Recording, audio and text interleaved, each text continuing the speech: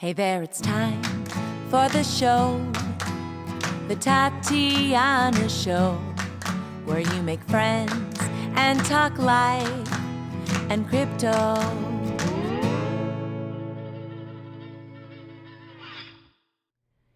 Hello, everybody, and welcome back to the Tatiana Show. I have not been doing any episodes for a while. I am a bad podcaster.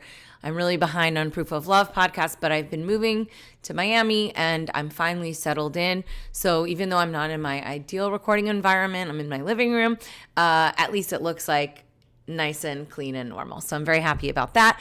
And to kick off this Tatiana Show that has not been happening for a while, I thought it'd be a little bit fun to talk with Rare Scrilla. He is a hip-hop artist who's been in the crypto game forever. We've also been friends for a long time. We've been talking about NFTs before they were even called NFTs. And he's been doing a lot of interesting stuff between creating his own music, creating his own artwork, and also taking a role with auctions.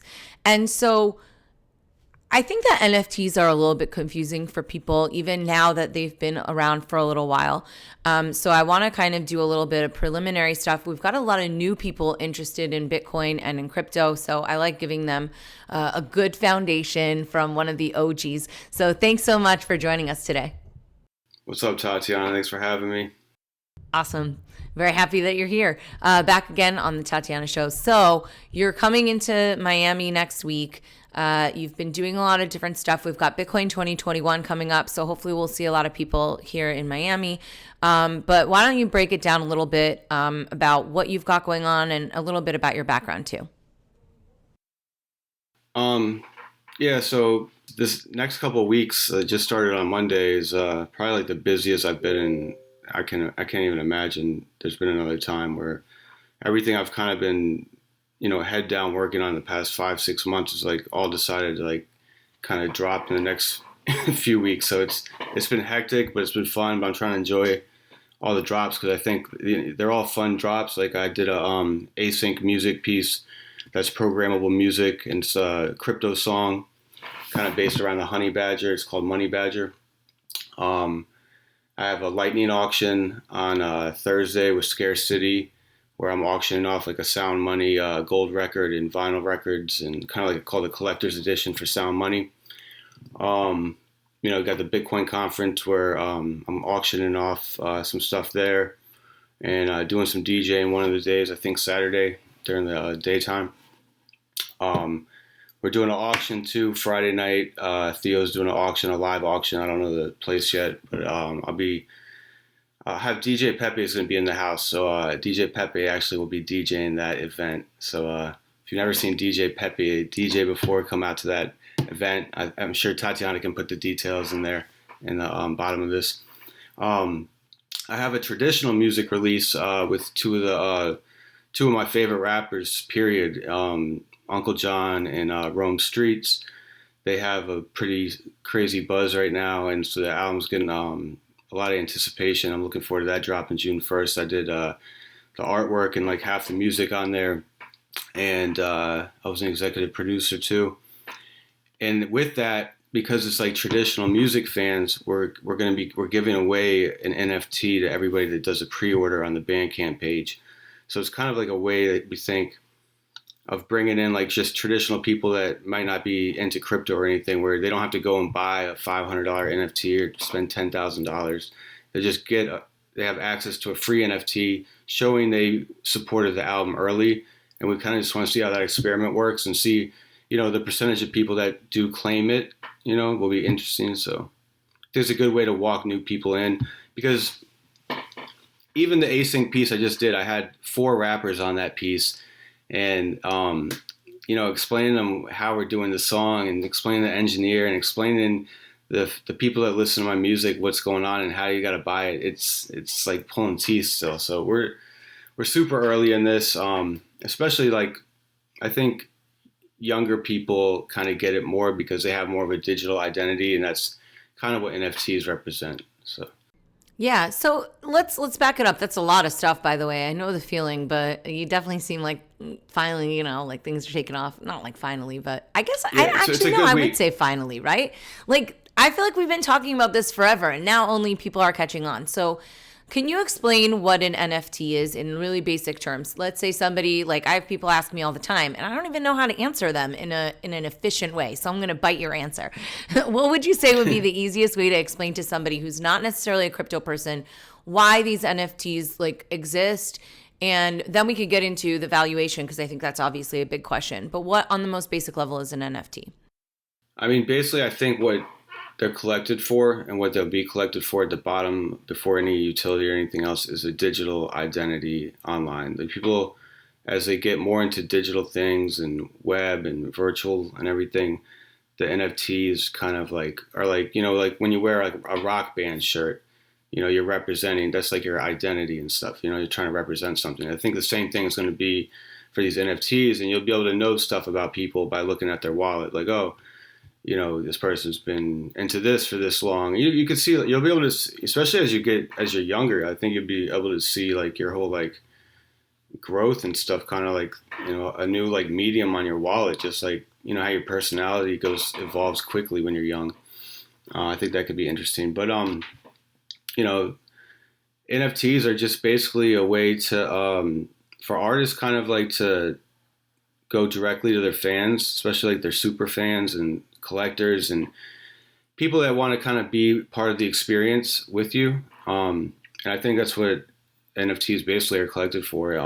The image, the music, and all that stuff generally is not what you're collecting. You're collecting the token, and the music and the art represents that. And it could be in a number of different ways. You know what I mean? Like a lot of use cases right now are people are building art galleries in the the metaverse, and doing like tours and museum stuff, or doing like shows. Like I DJ'd last night in Crypto Voxels.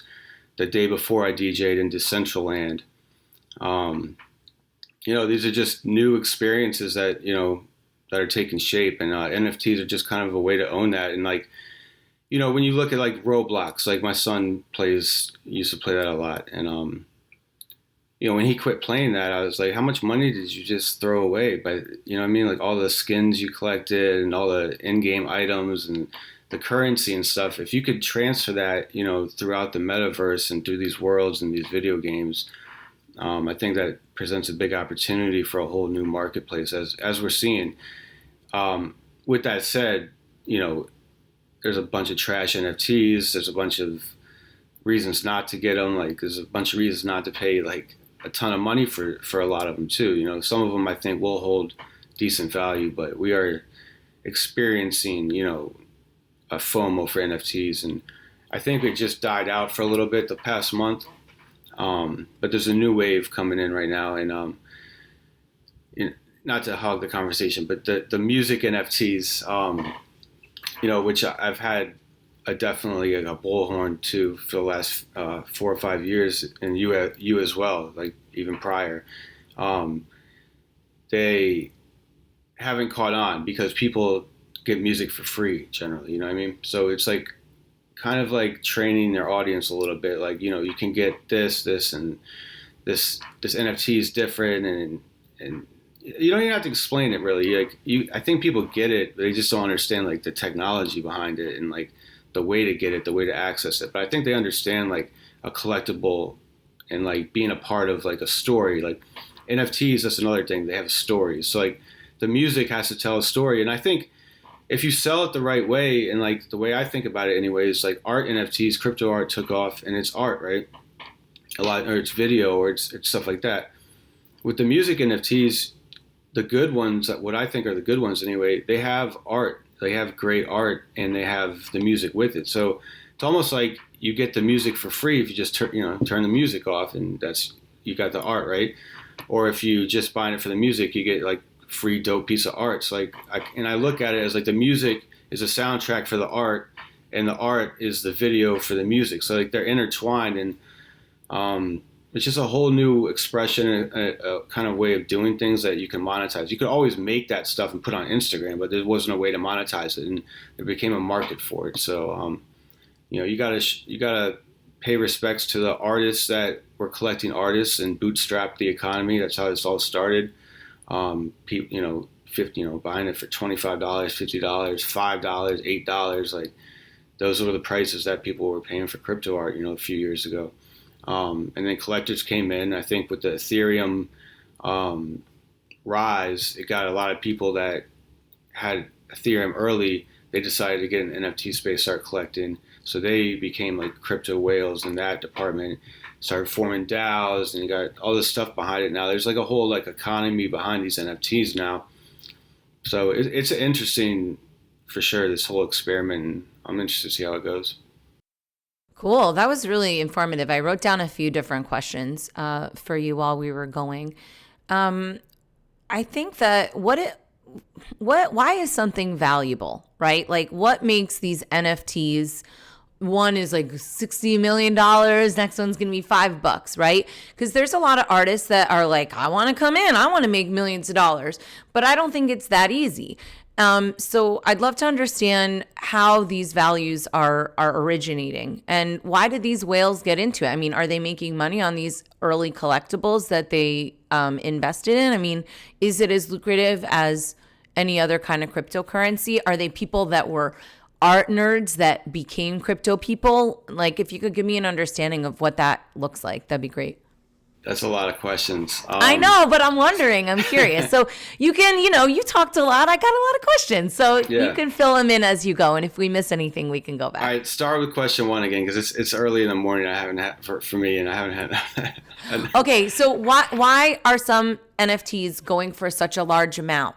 Why are so many going for such a small amount? For the How does that work? Yes, for the first question, I think people look at these NFTs as a new renaissance and a new paradigm in art, and because it's like a technology shift, your money shifting, your art, the decentralization, just anything to do with, it's just like a whole paradigm shift kind of that's happening. And I think people are looking at this as early investors in what could become like, very important pieces down the line in terms of like, being early pieces basically. Some of them very important and early. Some of them, not so important, but they're early, and those hold a value. And I think that's the main reason. I think. Then you do have like, like for instance, Beeple came into the space. Beeple's been a legend in the digital art space for What is Beeple? Yeah, because I keep hearing about the Beeple. Beeple's Mike Windelman, and he's been an artist on, I mean, just.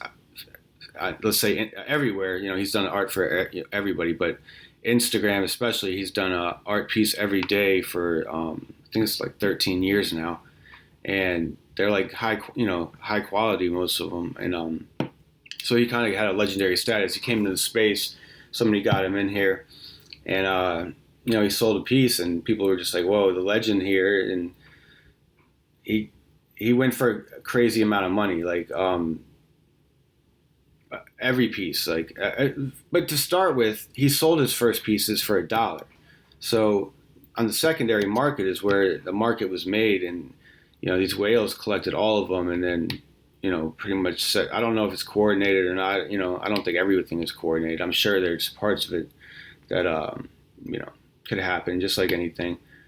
But they propped him up high, and they put the floor high. You know what I mean? It's like, in the art world too, the same thing happens. Like, people will go to and find a new artist and be like, oh, I'm going to buy a print for $100, bring a friend over, be like, yo, you should buy this guy's art, $100. You get a group of friends, they buy the art, then they go and they promote the artist by like, getting them into a gallery and blah, blah, and then making his next piece is like $10,000 and be like, oh, look, this art appreciated from $100 to $10,000. And, it's the same thing. So like, it's art world shit. You know what I mean?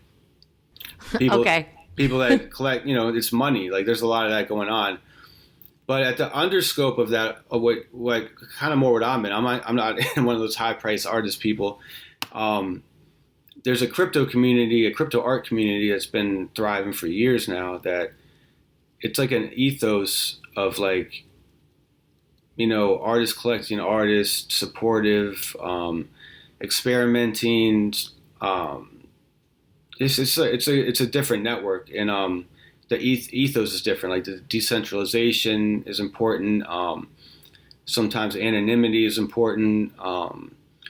You look at like minting from your own contract, which means from your Ethereum or your Bitcoin or your Avalanche or whatever address you're minting from, that it comes from your wallet.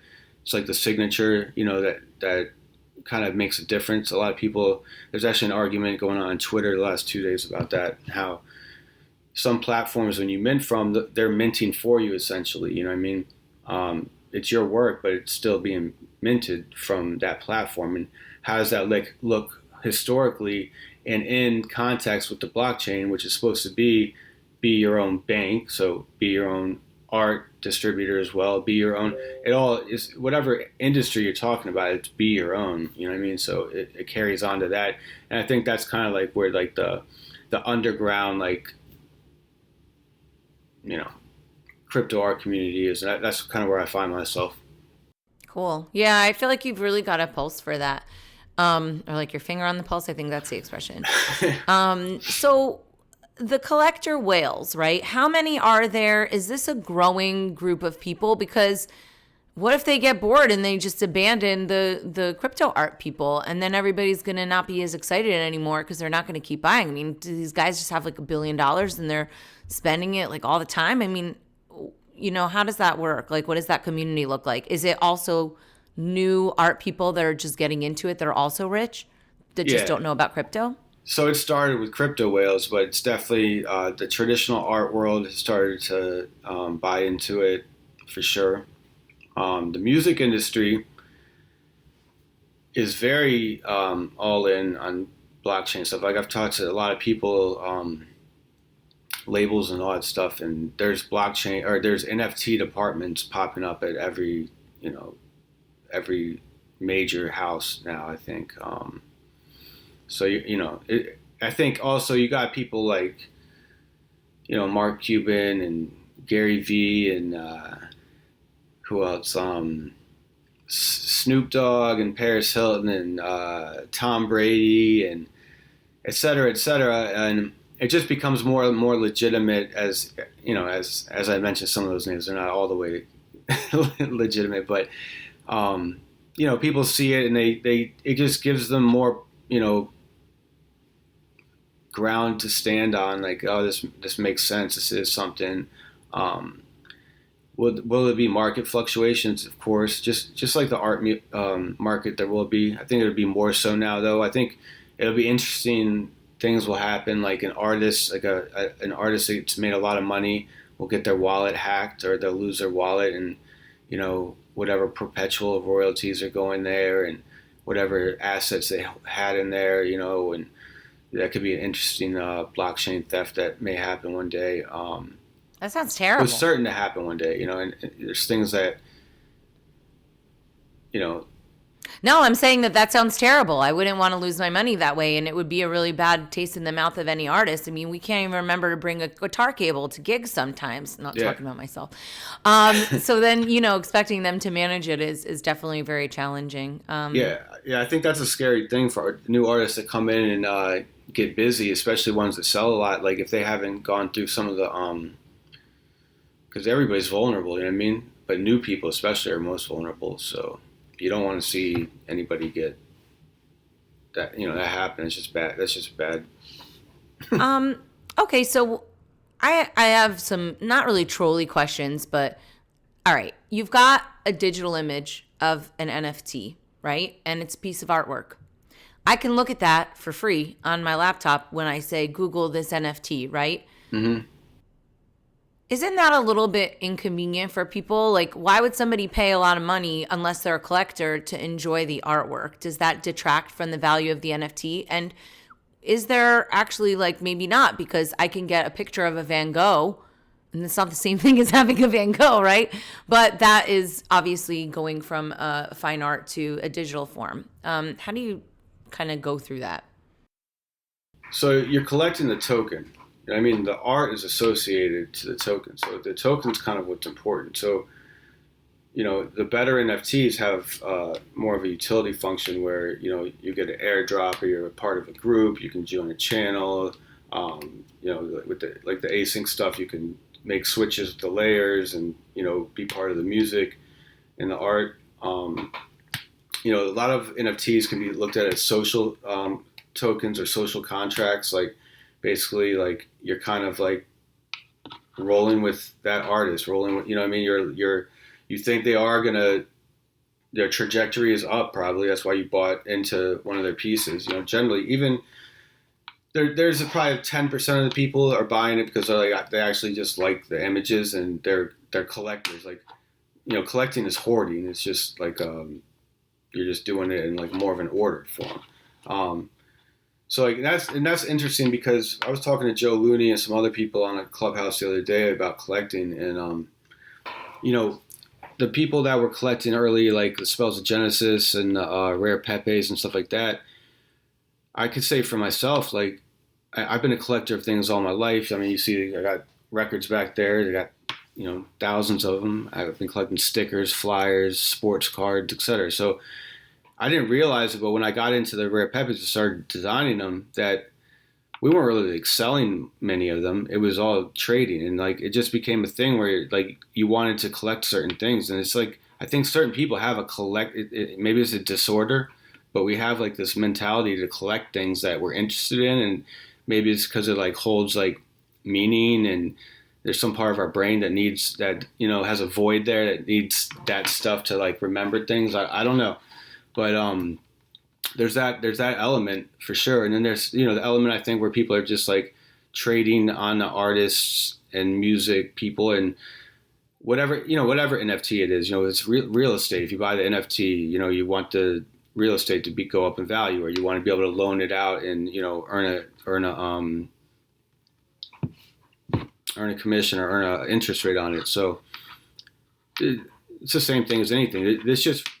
This isn't like replacing anything. It's just, I think it's adding a new dimension and a new market, and not everything certainly needs to be an NFT. Not everything needs to be a blockchain. Not everything needs any of that stuff.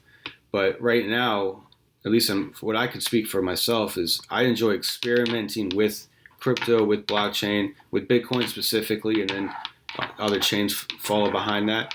And I think that, that's part of it is like I'm just a creative, fidgety person that likes to work on shit that, is kind of new. That's kind of always what I've been led to. So I've minted shit on blockchains that I don't even exist anymore. So I know that it's not like there's that chance, but there's ways around it. If you have a piece on there that like for instance, X Copy, who's one of the most prolific and best-selling artists out there on crypto art. I bought a piece on a Bitcoin blockchain in 2015 or 16, maybe it was 17, I don't know, but it disappeared shortly after, and he messaged me and he was like, "Yo, this company's going under, but I'm gonna remint it on Super Rare when Super Rare opens up." And I was like, "All right, cool." So it was one of the first tokens he minted on Super Rare. And that was, basically he changed like one pixel on it, so it was digitally different, totally. But that was fair to me. Like, okay, this place is going under, transfer it here. All I really wanted on is a good collector platform. I think that's important. Because I do art and I do music and all that, but I also collect stuff. So I'm obviously collecting these pieces too. So as a collector, it was fine for me. The mindset is like, all right, this artist is telling me I'm, basically burning this copy and transferring it here. You see a lot of that, like the Rare Pepes on Bitcoin and XCP. People have been setting up emblem vaults on Covault or something like that. But you can then list it on OpenSea and transfer, like basically like keep the NFT locked on that blockchain, right? And then you just reissue it on a new blockchain, and then it's considered like a 1-for-1. It's like an atomic swap that's like manual. You know what I mean? Yeah, which protocol would you say is best now? Because when I did Tatiana Coin, I did it on Counterparty, which the Bitcoiners like because it's on Bitcoin and, that's some OG stuff. But what ended up happening was we made a bunch of Tatiana coins. I didn't know how many to make. I didn't think of the scarcity as a factor. I was just thinking get them out there to as many people as possible, make them affordable. Then it became an issue because the fee was higher than the actual token itself, right? So then people started doing Ethereum tokens, but obviously the fees for those are high, and there's some other contenders. Token FM, my music blockchain platform, we are protocol agnostic. I think that's the way to go. Do you have a protocol that you think is one that people should be going with if they're trying to make an NFT that has a longer term value prop? Because mine was a little bit like screwy. I didn't predict that would happen, right? So is there something that people can depend on? I mean, Bitcoin's the only thing you can depend on, in my opinion. So you would say a counterparty token, or maybe like, I think I saw somebody talking about some Lightning Network tokens or something. I don't even know what that's about, but I just saw it referenced this morning. Rare Toshi, you can mint NFTs on Bitcoin Lightning LBTC. So they just launched that. Crypto Graffiti just launched the first 2 pieces. I have a piece actually going up, or it's up there now, that's part of the Scarce City auction that's happening tomorrow. So if the winning bid, we'll also get the NFT that'll be on Rare Toshi. So it's a new Bitcoin platform that uses LBTC, and it's on Bitcoin because that's where it's pegged to. But I think ultimately, with like a liquid sidechain, basically you could peg it to any chain, but their focus is Bitcoin's Blockstream, RAN, etc. So I think you'll see a lot of Bitcoin stuff on there. I think they're actually Bitcoin art specific right now. And XCP, I mean, XCP is not dead, and XCP can always be spun up. And so as long as Bitcoin's running in like 100 years, if somebody spins up an XCP node, they should be able to, still read the token. So I'm still... Yeah, it's hot down here. Like, the Counterparty people are around, Like, I know Art, he's always doing stuff. Like, I don't know. I feel like I think you like Counterparty, right? Because you do it on multiple ones, but you've been a Counterparty supporter forever. Yeah, I think Counterparty, what it is a smart contract, basically. So, like, you look at, it's just like an ERC20 token, but a little bit different. So, like, it's different with the, NFTs on Counterparty. Like when you issue, you buy a namespace basically, so it's like a web domain also,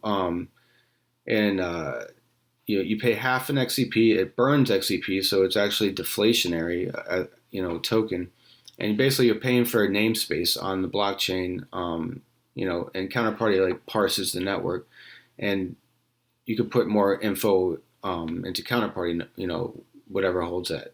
So it's like this. It's like, so if you issue Tatiana coin, right?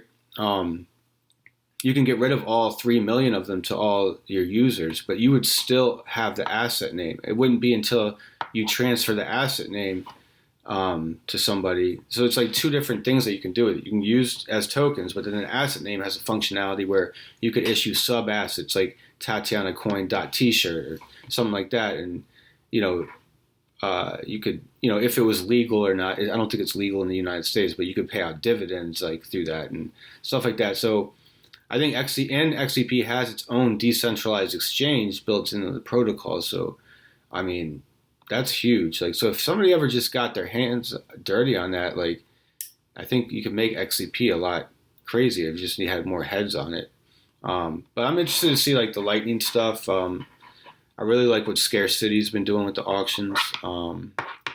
Why? What have they been doing with the auctions that you like? Just they've been doing weekly rollouts, basically do one auction every week, and they do a lot of promo and get behind the artists and get kind of like the Bitcoin community behind it. And everybody's had pretty good sales for the most part, and all the pieces have been like dope. Like everybody's trying to like, out piece each other, I think, that goes on there. So, and they're like doing a slow rollout, like over, I don't know how long it's going to last, but they've been doing it for a while. Like every week it's just a new artist. What if, like, I don't know, I think I would be afraid to auction something, right? Because what if nobody wants it? It's so embarrassing. It's mad scary, but so scary. Sometimes you gotta jump off the building, man. Like sometimes you just gotta go to the edge. Wow. And like I can wear that shit. Like I don't know. Like I don't take myself serious like that. So if it like it would suck. Like, I know how much it costs me to like do everything, and not even including man hours or like creative juices, but just like how much materials were. So like if it doesn't hit that, I'd be like, I got to pay for shipping. But sometimes you got to take an L to get bigger and better, and I can take those L's. I'm man enough. I like that. I hope I don't take the L, but no, well, I appreciate that candor though, because I do think it could be a little bit intimidating. What about like, let's say somebody's just, one of these randos that's buying Doge and has like, $500 in crypto, some, relatively nominal amount. I would say that they should keep it in Bitcoin and, relax. But let's say some of them want to get into the NFT game. Like, do you have to be able to spend, $10,000 on a piece of art? Or are there NFTs that are $5 or $10 and do they suck? How does that work? No, so there's a few different ways you can, like I said, you can go on my Bandcamp right now before June 1st, and for $9.99 you can pre-order the Genesis album, and you'll get a free NFT. So I mean, that's one way to get a cheap NFT. I like that self-promo, good one. I like it. It's self-promo, and it helps the audience there. Get a $9.99 NFT and music. Anyway, so then so you can go on like a popular platform right now that's super cheap is I don't know how to pronounce it, but it's called Here and Now in German. So people call it Hen. It's on Tezos, and they're about to reach 100,000 pieces minted in the last like 6 months, I think. So it's a lot of major artists have been going on there. Everything's a lot cheaper there. The fees are super cheap. So it's a proof of stake network. It's not proof of work. So I think that's why you'll find pieces way cheaper on there, because people just aren't sure about the lasting impact. But they tout themselves as like a green NFT space. Not they, but some of the community does, because it's a pretty decentralized community. Some people mint there for the green aspect of it. Some people mint there for the cheap fees aspect of it. Some mint there because it's a lot of weird art there, and it's open platform, so you can mint anything you want there. So I think that's what if you make bad art? Like, what if you make like kids, or you know what I mean, like something like typical? Is there kind of like a gateway on the threshold of the artwork? Is there censorship on these platforms? Does it vary from platform to platform? It varies from platform to platform. Like that one I mentioned, you can mint anything. On Rareable, on Ethereum, on OpenSea, on Ethereum, you can mint pretty much anything. On Joe Looney's Freeport app, Chrome extension, it's a Bitcoin NFT thing you can mint on. You can mint anything on there. So it depends. Okay, so I've got a question. When I first started thinking about the art world, I was informed that the art world is good for money laundering. I'm like, I don't launder money, so I didn't think of that. Now, when you look at the NFT thing, that could also be a vehicle for money laundering, but art is so subjective. Has anyone thought about that? Like, besides me, what's going on with that? I'm sure there's money laundering going on. I mean, there's money laundering, period, in everything, and crypto is no different, and NFTs are a new, Western, how Bitcoin used to be like the Wild West. It's not as much anymore. And I think like NFTs and DeFi are more like Wild West. So you have a lot of intersection of DeFi and NFTs going on. And a lot of communities buying NFTs and raising the floors and stuff and kind of pumping them.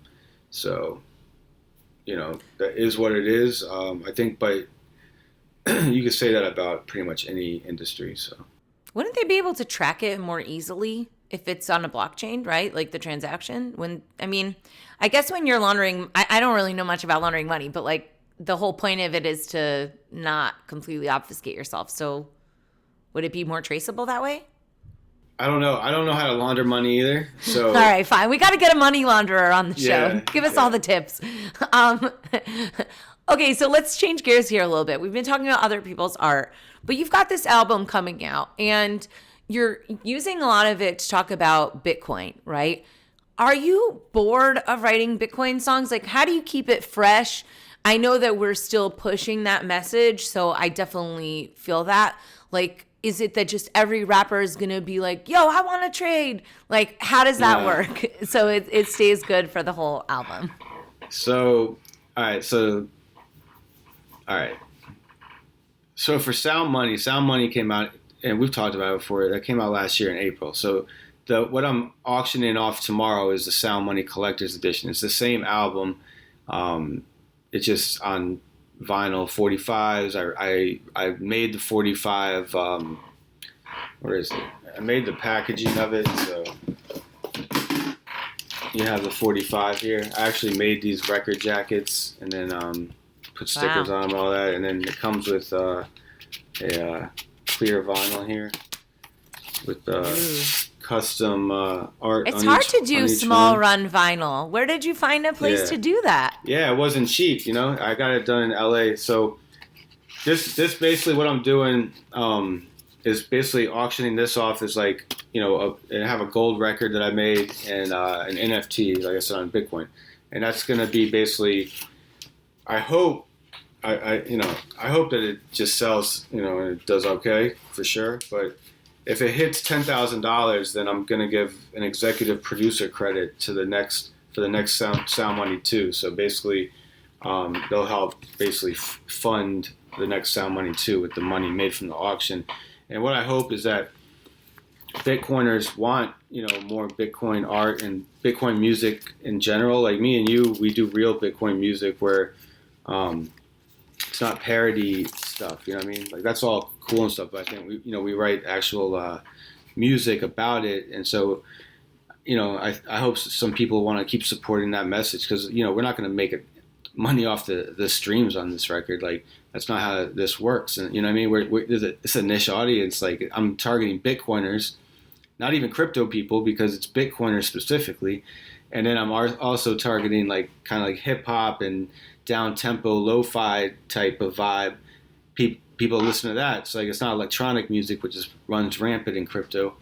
It's like really like underground hip hop and Bitcoin. So, you know, if anybody with a large Bitcoin purse wants me to keep doing it and, you know, get your bids in. But I'm going to do it anyway for the love of it. But I joke around. But this is my way of like trying to like give to somebody like here. Thank you. Yeah, now I can make this next record and like, you know, even get some bigger artists on there and like get a little bit more PR behind it and all that stuff. Yeah, it's really difficult with music. Like, I don't know, people don't really appreciate how much goes into it. And, you know, when I was paying my band for the album that I'm putting out, you know, I thought to myself, well, that's kind of a lot. And then I thought about it. And I'm like, no, it's not, because they spent their entire life getting to this point where they can deliver an album in one take, you know, or 2 takes or something, right? And I mean, I don't know, it's rough being an artist, but I like that this crypto stuff gives us an outlet. And I love the education aspect because I think a lot of artists don't know anything about anything. Like they're just basically brainwashed by the system. And to me, artists have always been those envelope pushers, right? Like I started doing music because of Cat Stevens' Peace Train and in terms of like music with the message. But if they don't understand our economic system, they're always going to be at the bottom. They're going to be like, oh, please, Mr. Jeff Jam, can I get a record deal? You know what I mean? Like stop kissing up to these losers because once you understand money, you get like financial independence. And number 2, then you step into the blockchain world and all of a sudden you've got a whole different angle where not only you get a whole new audience, but you get a whole new way of expressing yourself. And then you can bring other people in to learn all these great lessons about, you know, financial sovereignty and why the Fed is not our friend. And I think then you get like a real revolution. That's what I'd like to see. Not one with violence, just with music. I'm with it. I think music with a message is important. I think both of us, that's what we strive to do. Yeah, that's why it's not pop, super pop either. You know, it's just because it's what, you know, it's what we put out there. Yeah. But the hip hop community particularly seems really primed for crypto stuff. And that's been really interesting. I feel like that's the genre that has most adopted crypto. So I don't know. I feel like that's a missed opportunity. Like people should be, I think leveraging that, the right? It's awesome. cryptocurrencies definitely has been getting adopted by hip hop for a while. NFTs, like the artists are all interested. Some people don't want to jump out there like that. They want to see some people fail and how to, not do that type of thing and wait a little bit, sit back. And the collectors. So NFTs are too high. So they price out fans generally. So in music, you know what I mean? Art people collect high value art stuff, but music people generally, if they're buying something, it's not more than like $20 or $30, a T-shirt or CD or something. So I think it's a process with music a little bit more. I think for a while, there's definitely going to be way more people making crypto art and crypto music in the hip hop realm, but not enough collectors yet until that convergence happens where the fan base and the artists meet each other and it can figure out what's fair and what's not. There's going to be high price stuff that always going to be there because just like, high price sneakers or luxury brand goods, et cetera, like that's always going to be there. There's also going to be like, the collector's stuff, but you're still going to need like a lower tier stuff for fans to enjoy. But again, there's two sides to that. Like NFTs, you could say you don't need to make everything an NFT, which is true in a way that you don't need to sell everything as an NFT. But if you look at NFTs in another way, and kind of goes back to the ethos of it, it's provenance and chain of custody as well. So you could use that if you have like a cheap way to mint. You couldn't use that to basically like kind of like copyright, stamp yourself like this is this piece, time stamped on whatever blockchain that this is my piece. So, there's two sides to that, and there's two different angles, I guess. And I see kind of both of them. Like I'll make an NFT for some digital art I made and make it specifically for that. But then I've minted stuff like Sasha. I gave when me and Sasha started dating, I gave her a rare Sasha 1 of 1. So like that had nothing to do with like me selling the NFT or anything like that. It's basically like a fun way to use the blockchain and be like, your mind type thing. Like it was like a romantic nerd shit. You know what I mean? I don't really know what you want to call it. It's just an experiment. But I've done that several different times with different things. Like I minted on the Hen blockchain because it costs 8 cents. I don't know, if it'll be around 100 years, but I minted. I'm in a magazine with Jay-Z, and I just minted that as a thing. So like, say God forbid I disappear in 10 or 20 years, then my sons actually, both of them could be like, oh yeah, look, Daddy was in a, it's just a stupid experiment. Like, what I mean? Like things that you can do with the blockchain. Like that's what I'm always interested in. It's not always about like making a thing and selling it. Like that's that's the thing right now because the market is hot. It's like, that's what every artist wants to do. But when the market's not hot, like it's still experimenting and making things. Yeah, that's a good point. I like your Sasha story. It makes me want to invite you guys onto Proof of Love, but I think that you're going to resist that. What do you think? Yeah, resistance? I don't know. I don't like it all mushy. Me and her we keep that mushiness in house. That's fair, but I like the NFT story, so that's cool. All right, well, we're coming up on the end of the show. Before we end, though, I want you to do a couple things. Number one, I want you to plug where people can go, right? And any kind of tips and tricks for a newbie getting into this. Sure. I have a website, but it hasn't been updated in a long time. RareScrilla.com. So maybe if you're watching this, it'll be updated by then. You can follow me on Twitter at Scrilla Ventura. And as far as getting into this, I would say you could do something easy. I've never read this myself, actually, but I direct all the new people there because I hear it's good. But you can go to the NFT Bible. It's more Ethereum based, but it'll give you an idea of what an NFT is, from what I hear. That's probably bad advice, giving out information about something I've never read. Well, I don't know, but that sounds pretty cool. And who's got time to read everything? Yeah, I mean, generally it's like once a day or so, I'm actually giving a spiel to a friend because they're asking about it, and it gets kind of tiresome. So I just be like, go get the NFT Bible and get MetaMask and get free wallet and get a couple different things, and just I walk them step by step as they get the stuff, and they ask me and I tell them. But I have a crypto music Telegram chat. It's called Crypto Music Official, I think. So if you search Telegram, it's a public group. If anybody wants to join, you can do that. Yeah, you're also on Clubhouse a lot, right? You're like on there all the time. No. No? You were the Clubhouse king for a minute. Like in December and January when it started, I was in there heavy. But I try to stay off Clubhouse these days. It kind of turned into a cesspool. Oh, really? Why is it a cesspool? It's just a bunch of like stuff. I don't know, man. It sounds annoying. Yeah, but I was on there like I actually been on there twice in the last week because they've been doing a Rare Pepe exhibition and these different groups. Okay. Yeah, but anyway, as far as the new people, just try it out. Like that's all you gotta do. You just gotta. Easiest thing is probably like go to Rarible or OpenSea. You gotta get some Ethereum, put it in your MetaMask wallet, download MetaMask. And then, watch a couple of videos, tutorials. It's not, they're out there. It's not hard to learn how to do this. It's just, it takes like 3 or 4 hours of time and stuff to like probably wrap your head around and get it all done and get your transfers of money and all that stuff. Oh, yeah. Well, I think people, when they get into crypto, they don't want to do any work. I find that a little bit annoying, honestly. I have that impetus too. Like, I really don't like tech stuff. I don't want to read a manual.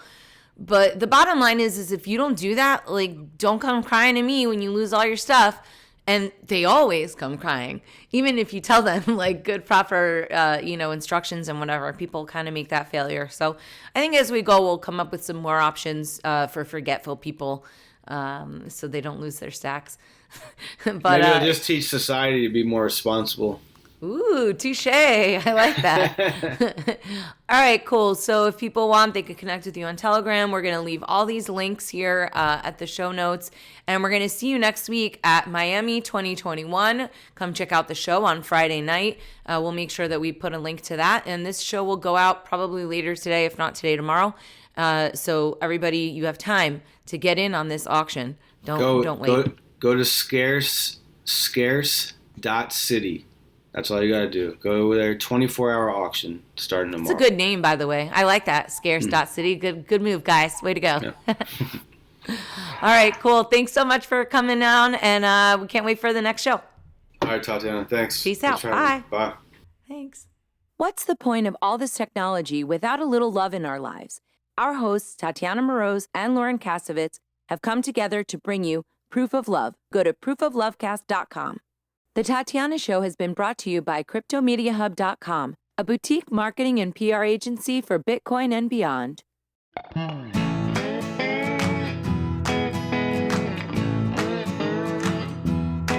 Hey there, it's time for the show, the Tatiana Show, where you make friends and talk life and crypto. We gotta think and reflect and use lots of intellect with our hearts when we work together. I know that it can be so hard out there, looking all around and saying that life ain't fair. So that is why we will fight and stay up late at night, listening to the Tatiana Show. Thank you for listening to the Tatiana Show. Please follow us on Twitter at Queen Tatiana or on Facebook and Instagram at Tatiana Moroz Music. More episodes can be found at thetatianashow.com, and make sure you leave a review on iTunes and tell your friends. You are listening to The Tatiana Show. This show may contain adult content, language, and humor and is intended for mature audiences. If that's not you, please stop listening. Nothing you hear on The Tatiana Show is intended as financial advice, legal advice, or really anything other than entertainment. Take everything you hear with a grain of salt. Oh, and if you're listening to us on an affiliate network, the ideas and views expressed on this show are not necessarily those of the network that you're listening on or of any sponsors or any affiliate products you may hear about on this show.